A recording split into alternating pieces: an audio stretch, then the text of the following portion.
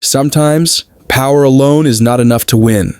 Sometimes, plans that seem flawless on paper fail to materialize in the field. That was the case in this battle. Countless times, a seemingly strong preparation, strategic moves that progressed step by step, and then an unexpected collapse.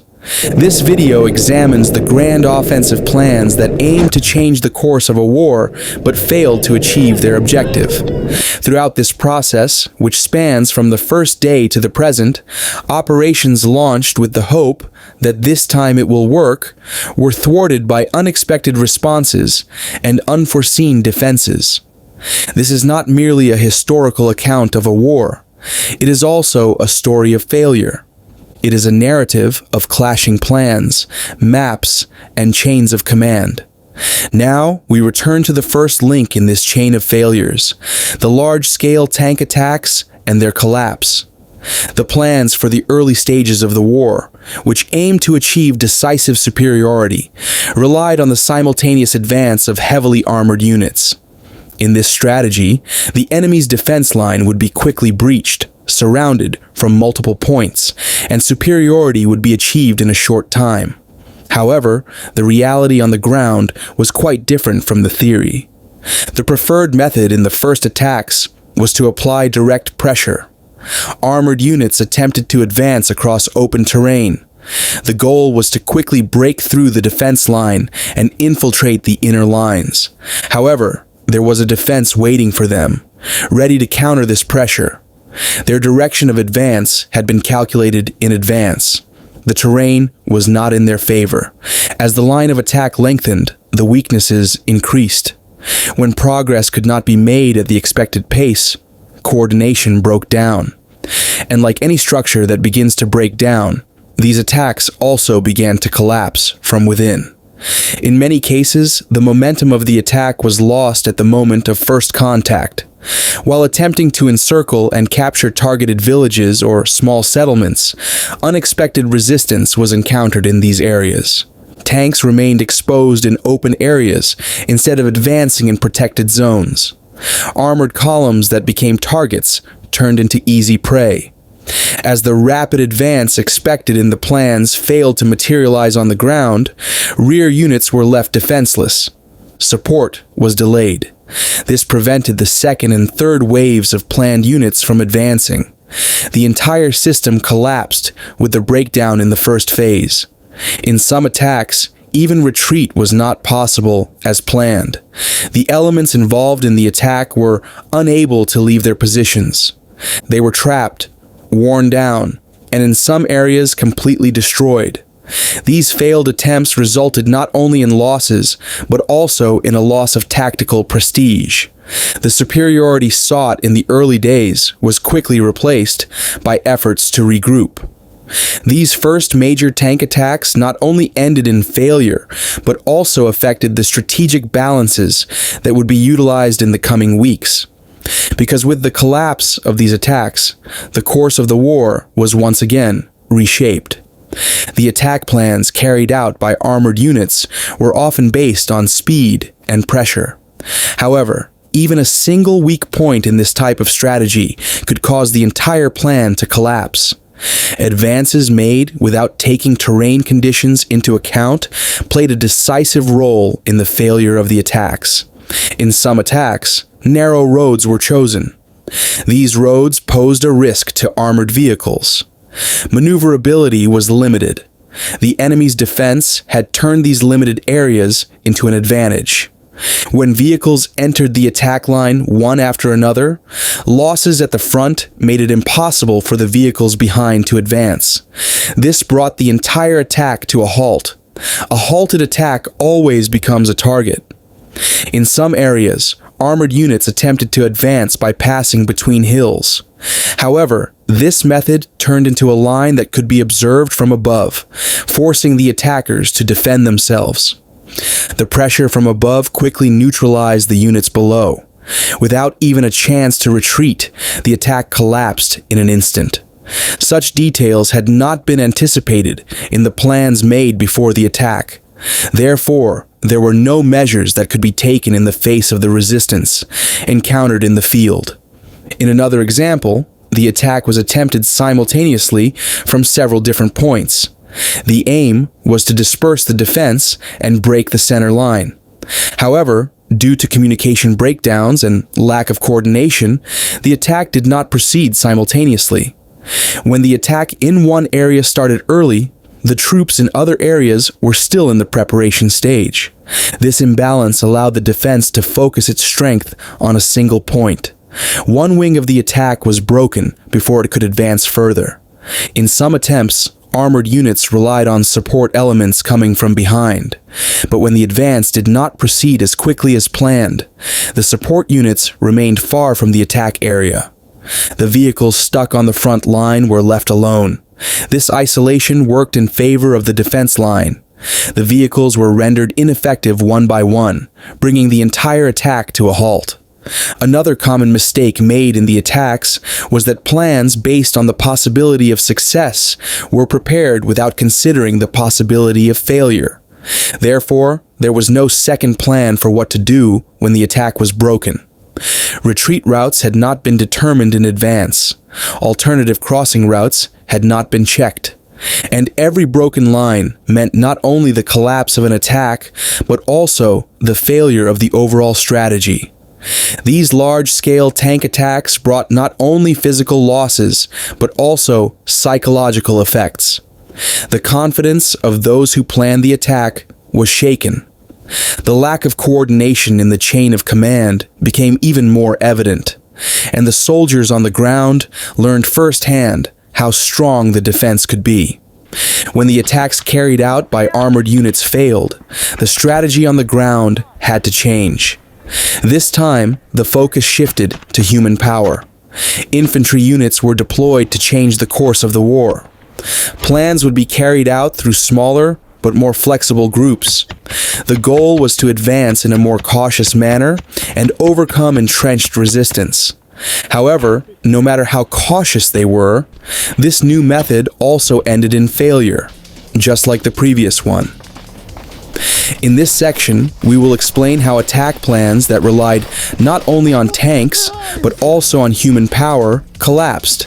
Trained units, large numbers, long preparation processes. All of these seemed promising on paper, but they became part of another plan that could not be translated into reality on the battlefield. One of the first examples of an attack was an encirclement operation intended to be carried out simultaneously from several regions.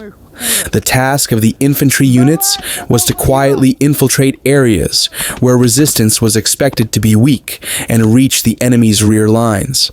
However, the terrain made such an advance nearly impossible. Shaded areas, narrow passages mistaken for passages, and traps were everywhere. The advance slowed down and eventually came to a complete halt. The fundamental weakness of such attacks was the need for constant communication. When contact between infantry units was lost, small groups became isolated from one another. Some units were detected before reaching their targets. They were surrounded. The routes for retreat were unclear. This had not been planned in advance. Units attempting to retreat lost their way or were neutralized by defensive elements. Another major attack was an attempt to apply pressure with a large number of troops. The aim was to overwhelm the enemy with numbers, create a sudden shock, and disrupt their defenses. However, the attack disintegrated at the first contact. The large units became targets, revealing weakness instead of creating pressure. The groups that were fragmented before reaching their target were unable to advance or establish contact with other units. Some attacks were planned as night advances. However, insufficient knowledge of the roads and passageways caused the units to clash with each other. Units that were supposed to move side by side drifted apart. The chain of command was broken. This chaos turned into disorder that could be easily controlled by the defense. Another factor that was not taken into account in the large-scale attack plans involving infantry units was motivation. The prolonged preparation process, the psychological burden left by previous failed plans, and the unexpected resistance encountered in the field created pressure on the attacking side. This made it difficult to make decisions, focus, and advance during the attack. As a result, these attacks were recorded not only as a physical setback, but also as a strategic one. The results that could not be achieved on the ground rendered the plans on the table invalid. Once again, not only were the targeted areas not captured, but losses and morale issues also followed. Attacks carried out by infantry units were generally based on direct contact. This tactic relied more on human agility, discipline, and reflexes on the ground than on technology. However, the greatest weakness in these attacks was the inability to coordinate the right move at the right time. Some initiatives were launched on the assumption that the other side would be caught off guard. However, this assumption backfired every time. When the attacking units moved forward, they encountered a stronger and better prepared defense than expected. This caused the attack to break down in the first few minutes. Commanders' orders could not be communicated due to communication breakdowns. Soldiers could neither advance nor retreat. The entire structure collapsed in a short time. In another attempt, it was planned that units coming from different directions would unite and form an encirclement. However, the length of the roads, the unequal speed of advance, and unexpected obstacles prevented the units from meeting. These fragmented groups became more vulnerable to pressure from the surrounding area. As a result, the encirclement, which was the basis of the plan, could not be achieved, and the attack was halted. Some attacks targeted residential areas. The plan was to quickly capture and control these areas. However, every street and every structure in the region worked in favor of the defense. As foot soldiers entered, they became trapped in narrow spaces. The groups became separated from each other. Each had to make decisions on its own. This destroyed the unity of the attack. Natural obstacles were not taken into account in other attacks. The plan was to infiltrate through forested areas. However, it became difficult to determine direction in these areas.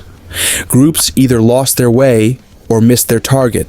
Some were completely lost, while others fell right into the middle of the enemy's defense line.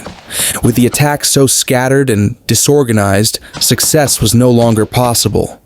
Another challenge in the infantry attack was resupply and support.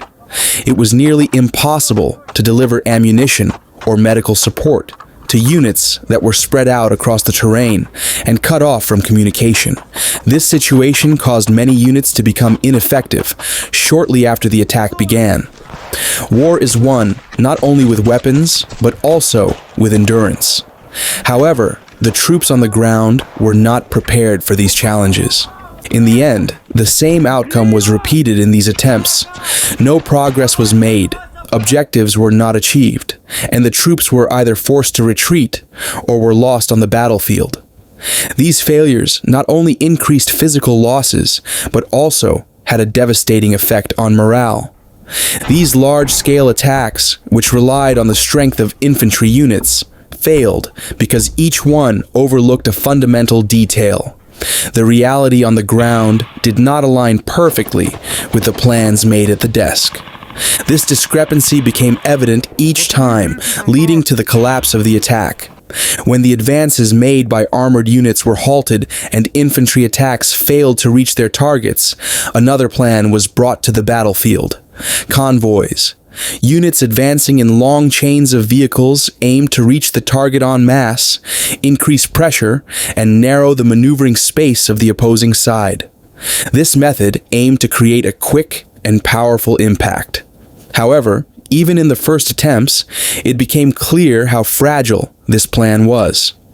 In this section, we will examine why the attack plans involving massive convoys of dozens of interconnected vehicles failed, and the effects of these failures on the battlefield. Because these convoys were not just means of transportation, but also a reflection of a strategic claim. And this claim was dismantled piece by piece in the face of resistance. One of the first convoy attacks was a carefully planned advance based on a detailed logistical chain that had been in preparation for a long time. Hundreds of vehicles were planned to move in a single line. The goal was to establish sudden and overwhelming pressure. However, the plan's greatest weakness lay here. The integrity of the moving convoy was the fragile point of the entire plan. It was impossible to protect every section of such a long line at the same time. A small intervention at a weak point in the attack line could bring the entire structure to a halt, and that is exactly what happened. When the convoy began to move forward, rapid pressure was exerted at first. However, a pause involving a few vehicles had a chain reaction effect on the entire line. When the vehicles at the front could not move forward, those at the rear began to pile up. The road narrowed, and the room to maneuver disappeared. This did not create an attack, but rather a concentration of forces that became an open target. Some convoys advanced without checking the side roads. These roads were areas where the enemy had prepared in advance. The congested convoys were unable to change direction. An attack with no room to maneuver had turned into a defenseless march. Instead of the planned pressure effect, there was chaos on the ground.